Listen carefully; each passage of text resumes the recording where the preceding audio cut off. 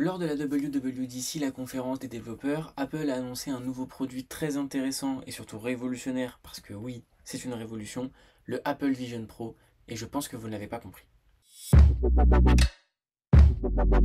C'est un casque de réalité mixte, donc de réalité augmentée et virtuelle. Ça veut dire qu'il peut projeter des éléments du virtuel dans le réel ou alors vous immerger totalement dans le virtuel. Son fonctionnement repose sur les mains, les yeux et la voix. Regardez un élément pour simuler le passage de la souris ou la sélection d'un champ de texte, pincer ou défiler avec les doigts pour sélectionner ou swiper. Le Vision Pro est d'après Apple un ordinateur spatial. Pas dans le sens qui va dans l'espace bien sûr, mais dans le sens que vous utilisez l'espace autour de vous pour travailler, consommer du contenu ou jouer. Le casque donne la possibilité d'ouvrir des fenêtres tout autour de vous et de les agrandir ou de les réduire à volonté. Si vous avez déjà essayé un casque de réalité virtuelle, vous avez sûrement dû remarquer que si les verres sont pas pile en face de vos yeux, tout est flou et c'est très désagréable. Il faut replacer le casque sans arrêt et à la longue ça devient très désagréable puisque tout ce qui est précision et lecture devient impossible. Afin de pallier à ce problème et pour que le flou ne soit jamais présent, Apple s'est dépassé.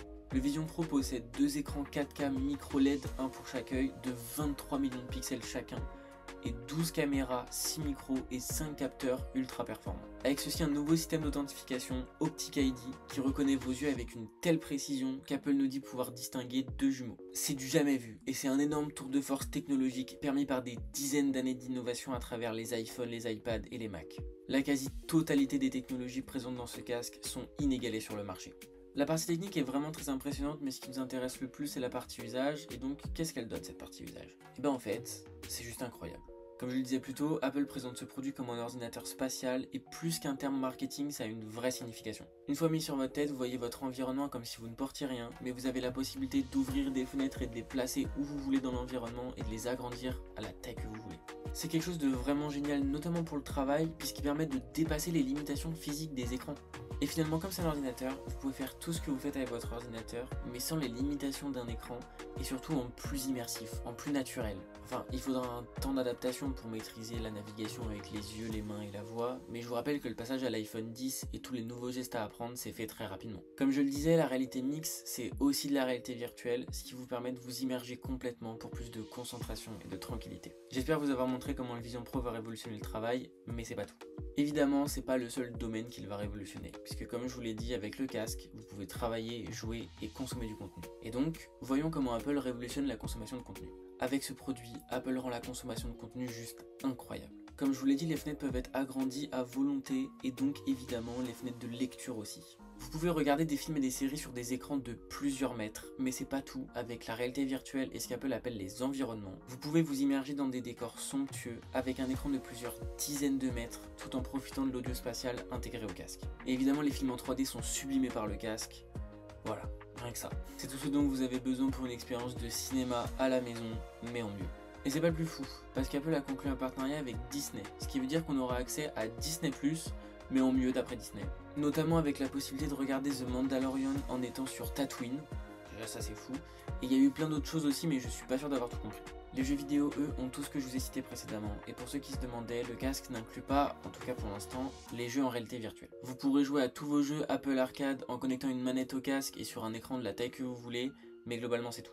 Pas de VR. Mais parce que c'est pas un casque VR, c'est un ordinateur spatial. Et justement, c'est ça qui fait sa force. Ne croyez pas que c'est juste un casque VR qui coûte cher, c'est un appareil qui peut remplacer votre ordinateur ou fonctionner avec, qui peut remplacer votre télé et même votre console de jeu. Il permet de briser la frontière entre le réel et le virtuel mais de façon très douce, et grâce à lui ce qui était hier de la science-fiction est aujourd'hui devenu réalité. Et je vais aller plus loin. Ce casque me fait entrevoir ce que j'attends depuis plusieurs années déjà grâce à la miniaturisation, les lunettes connectées. Parce que c'est ça le vrai futur. Mais pour l'instant, aujourd'hui déjà, on peut faire tout ce que Tony Stark fait. Qu'est-ce que vous voulez de plus? Pour finir, j'ai noté des objections que j'ai beaucoup relevées sur Twitter ou même dans mon entourage, et je voudrais y apporter une réponse. 3,5K c'est une blague, et genre ça paraît cohérent pour tout le monde. Une révolution coûte cher, c'est normal, mais au vu de toutes les possibilités qu'offre ce casque, vous pouvez pas espérer moins, pas pour l'instant. Sans compter que c'est sûrement des milliards de dollars investis sur des années, et puis c'est un produit pro.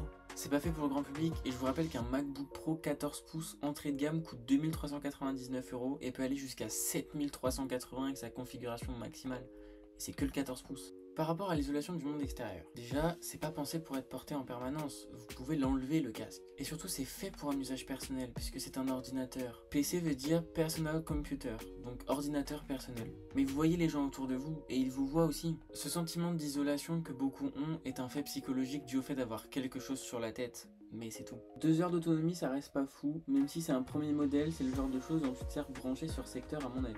Alors déjà en effet, vous aurez la possibilité de rester branché sur secteur, ce qui est une bonne chose.